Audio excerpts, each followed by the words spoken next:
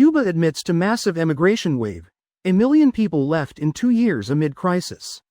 Here's a summary of the article. A stunning 10% of Cuba's population, more than a million people, left the island between 2022 and 2023, the head of the country's National Statistics Office said during a National Assembly session Friday, the largest migration wave in Cuban history. The data confirmed reporting by the Miami Herald and Cuban independent media that sounded the alarm over the mass migration of Cubans amid a severe economic downturn and a government crackdown on dissent in recent years. The emigration of 1,011,269 Cubans was the main factor contributing to a massive fall in Cuba's population by the end of 2023, when the population stood at a number similar to what it was in 1985, said Juan Carlos Alfonso Fraga, the head of the National Statistics and Information Office.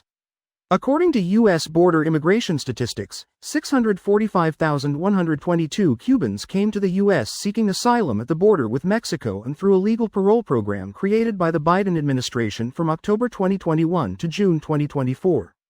The official explained that his office counted in the current population Cubans who spent at least 181 days on the island each calendar year to arrive at the effective population figure.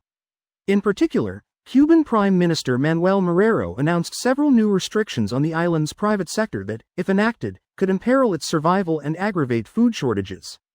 Speaking to a Cuban news website, a leading economist living on the island, Omar Everlani Perez Villanueva, shared his pessimism regarding the new policies, which he dismissed as rhetoric, as opposed to the structural changes that the country needs, which would lead to an increase in the production of goods, especially food.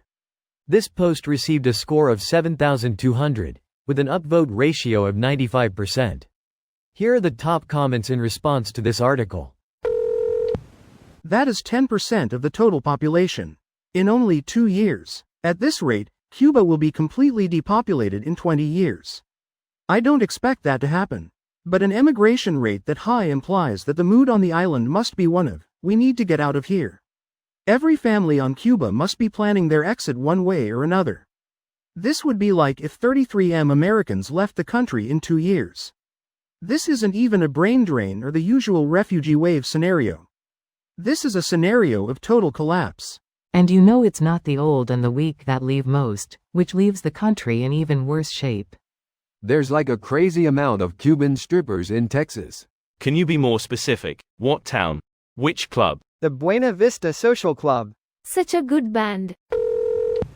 And the Cuban government was happy to let them leave, rather than having a million more dissidents. Shame for the rest of population left behind.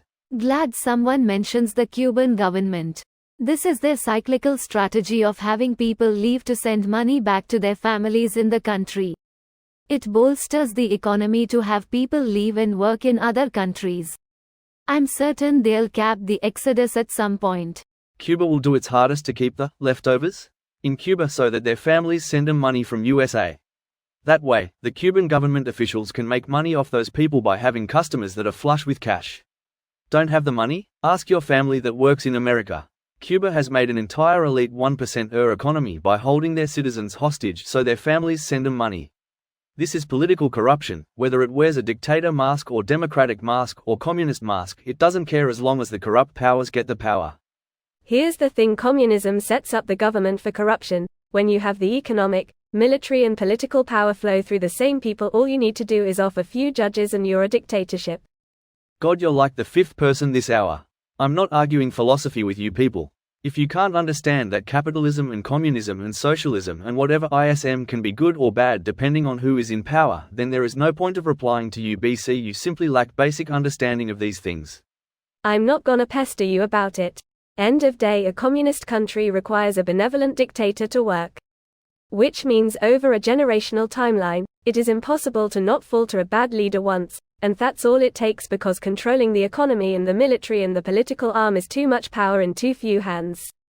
But yay, I get it. I've made posts where people feel strongly and it's death by 1,000 cuts.